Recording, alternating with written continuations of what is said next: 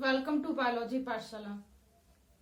Basically today's class is dedicated 12th class student और आज की पाठशाला में हम बात करेंगे सेट नंबर 3 की। लेकिन मेरे प्यारे बच्चों, पाठशाला को स्टार्ट करने से पहले या कुछ भी समझाने से पहले हम बच्चों को मोटिवेशन मैसेज देते हैं। मेरा मानना है कि लाइफ में मोटिवेशन मैसेज एक रेमेडी की तरीके काम करता है और आज की सीरीज का मोटिवेशन मैसेज कुछ इस तरीके से है। मेरे प्यारे बच्चों, हमें अपने जीवन में पॉजिटिव अप्रोच रखनी चाहिए। कहते हैं कि पॉजिटिविटी का बहुत बड़ा असर होता है और मैं आपको छोटा सा, ज्यादा टाइम नहीं लूंगी। पहले में बहुत निगेटिविटी थी मेरे अंदर, बहुत निगेटिव पॉइंट से, बहुत ही निगेटिव एक्सपेक्ट थे और उससे काफी कुछ निगेटिव होता था मेरी लाइफ में। पता नहीं कैसे मेरे प्रयासों से मेरी सोच में कुछ परिवर्तन आया और काफी बड़ा बदलाव मुझे देखने को मिला अपनी लाइफ में। तो हम अपने लाइफ से आपको बता सकते हैं कि पॉजिटिव अप्रोच का बहुत फायदा होता है और हो सकता है आने वाले जीवन में बहुत अच्छा फायदा आप लोगों को आपके समक्ष दिखे। तो इसलिए हमेशा पॉजिटिव सोचें। हर चीज में कोई भी डिसीजन है उसे पॉजिटिव वे में, कोई भी एक्ट है, कोई भी सर्कमस्टांसेस है, उसमें पॉजिटिव चीजों को ध्यान दें। ठीक है, एनालाइज जरूर करिए लेकिन पॉजिटिव चीजों पे उसको सोचे, उसको विचारे, आपकी लाइफ में परिवर्तन आएगा।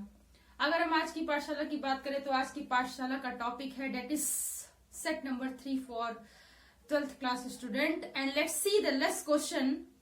कह रहा है कि तीसरे का गा वाहित मल से आप क्या समझते हैं? वाहित मल हमारे लिए किस प्रकार से हानिप्रद होता है?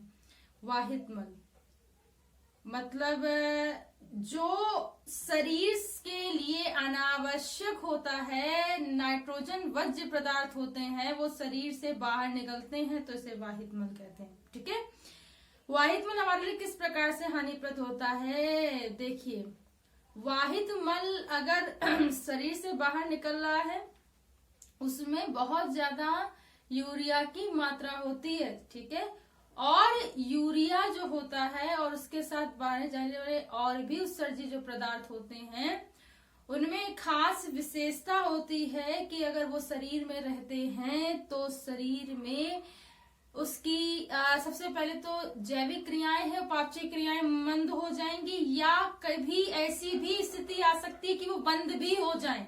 It may be possible the all the physiological activities stopped. Basically ये सबसे पहला इम्पैक्ट पड़ता है। दूसरा कि हमारी सेल्स काम करना नहीं चाहती हैं, काम नहीं कर पाती हैं, वो जो प्रॉपरली काम करना चाहिए वो नहीं हो पाता है। तीसरा सबसे बड़ा इफेक्ट क्या होता है?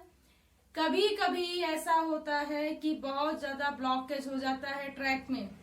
ठीक है, तो इससे क्या होता है कि हमारे शरीर में बहुत सारी क्या होते हैं इसके इम्पैक्ट देखने को मिलते हैं। तो वाहित मल हमारे लिए किस प्रकार से हानिप्रद होता है? भाई इसीलिए हानिप्रद होता है कि अगर वो शरीर में रहेगा तो बहुत सारी एक्टिविटी को प्रभावित करता है, फिजियोलॉजिकल एक्टिविटी को प्रभावित करता है, सेल्स में ब्लॉकेज कर सकता है और मेंटेनेंस जो होता है एक मतलब पूरी बॉडी का, वो पूरा एक इम्बैलेंस फॉर्म में आ जाता है basically. So this is some fact about वाहित मल। घा क्वेश्चन कह रहा है कि वाटसन एवं क्रिक के द्वारा प्रस्तुत किए गए द्विकुंडलीय डीएनए मॉडल का नामांकित चित्र बनाइए। तो वाटसन एवं क्रिक ने एक मॉडल दिया था, ठीक है, और उस मॉडल को 1953 में बताया और मेरे हिसाब से 1962 में इनको नोबेल पुरस्कार मिला था। तो वाटसन क्रिक ने, अगर मैं इसे ऐसे करके बता दूं, देखिए ये एक द्विकुंडलीय संरचना है।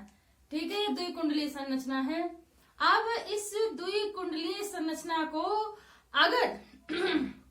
अगर हम इसे खोल देंगे तो ये रैखिक हो जाएगी। तो समझते हो ना कि डीएनए का रैखिक क्रम ही द्विकुंडलीय होता है, मतलब कि एक लीनियर डीएनए है वही कॉइल्ड होकर के बनाएगा। बात ये समझ में आती है? उसके बाद ये जो स्ट्रक्चर होता है इसमें 4 प्रकार के बेस होते हैं। ठीक है, 2 बेसिकली बेस पेयर होते हैं, प्यूरिन एंड पिरामिडीन। बात समझ में आती है? प्यूरिन में एडेनिन ग्वानिन होता है, पिरामिडिन में साइटोसिन, थाइमीन होता है। और इस प्रकार से 4 प्रकार के जो नाइट्रोजनस बेसेस होते हैं, जैसे मान लीजिए कि रेखिक क्रम में 5 प्राइम से 3 प्राइम, 3 प्राइम से 5 प्राइम, तो एडेनिन, ग्वानिन, थाइमीन, साइटोसिन, इस तरीके से इनका क्रम होता है। हमेशा एडेनिन और थाइमीन 3 बाउंड से जुड़े होते हैं। एडेनिन और ये थाइमीन 3 बाउंड से जुड़े होते हैं, हाइड्रोजन बॉन्ड होते हैं, अत्यधिक वीक पॉइंट बॉन्ड होते हैं। इनके हाइड्रोजन बॉन्ड के बीच में लगने वाला जो फोर्स होता है बेसिकली वॉन्डर वॉल फोर्स होता है। तो आप ये भी याद रखेंगे, मतलब आपको बेसिकली ध्यान सब कुछ देना है। अगर हम ये कहें कि अंकित तिवारी के बीच में, मतलब एडेनिन थाइमीन के बीच में ट्रिपल बॉन्ड होता है, तो बिल्कुल बात सही है। उसी तरीके से गर्ल्स कंपनी, गर्ल्स जीसी में होता है मतलब ट्रिपल बॉन्ड, ठीक है। अंकित तिवारी में double bond, girls company guanine and cytosine के बीच में क्या होता है, ट्रिपल बाउंड होता है। और दोनों ही बाउंड जो होते हैं हाइड्रोजन बाउंड होते हैं, अत्यधिक क्षणिक बाउंड होते हैं। आप इसे ध्यान रखोगे, इसे आपको भूलना नहीं है, ठीक है। जो फास्फेट ग्रुप होता है बेटा, वो 3 प्राइम से 5 प्राइम, 5 प्राइम से 3 प्राइम, क्योंकि द्विकुंडली संरचना होती है, बायलेटरल सिमेट्री हम इसे कह सकते हैं। मतलब इसमें सब कुछ हाफ हाफ हो सकता है और बिल्कुल एक जैसा कॉम्प्लीमेंट्री, मतलब जैसा दायां है वैसा बायां, बिल्कुल रीजन उसका होता है।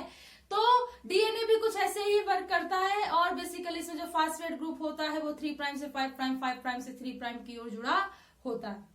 तो ये भी याद रखेंगे, ठीक है।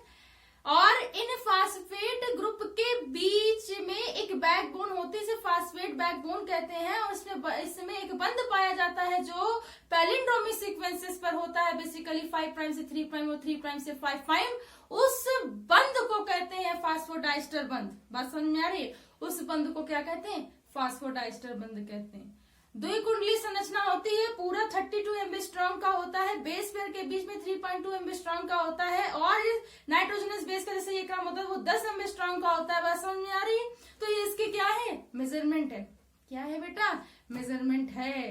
तो मैंने प्रैक्टिकली आपको बहुत सारी चीजें बता दी है डीएनए के मॉडल के बारे में, ठीक है। डीएनए के मॉडल के बारे में बहुत सारी चीजें बता दी है। अब देखिए चौथा कक्का कह रहा है कि बंध दंपतियों को संतान पाने हेतु सहायता देने वाली विधियों का वर्णन कीजिए। आजकल आईवीएफ टेक्निक बहुत काम कर रही है, इन वाइट्रो फर्टिलाइजेशन। तो जब भी बात आएगी स्टेरिलिटी की तो हम आईवीएफ याद रखेंगे, in vitro fertilization. So basically what is the meaning of in vitro fertilization या पात्र निषेचन की विधि होती क्या है भाई? इसके लिए क्या करते हैं कि अगर मतलब बिल्कुल स्टेरिलिटी रेट बहुत मतलब भी ज्यादा है, मतलब तो उसकी ऐसी दशा में दोनों ही चीजों को मतलब उसके कंजर्वेशन एरिया भी होता है, ठीक है, उसको कंजर्व करके रख लेते हैं, ठीक है। प्रिजर्व कर, conserve is not appropriate word, preserve करके रखा। प्रिजर्व करने के बाद जो स्पर्म है, ठीक है, उसको मतलब एक पर्टिकुलर अवस्था के बाद एम्ब्रियो में इंजेक्ट कर देते हैं, ठीक है। ये तो हो गई एक साधारण कल्चर ट्रेडिशनल मेथड हो गया। और उससे जायगोट एम्ब्रियो का मारुला, ब्लास्टुला, मतलब ऐसा क्या होता है कि मतलब सारी चीजें वो डेवलपमेंट होता रहता है एम्ब्रियो का, ठीक है। फिर एक बेबी का मैच्योर फॉर्मेशन होता है।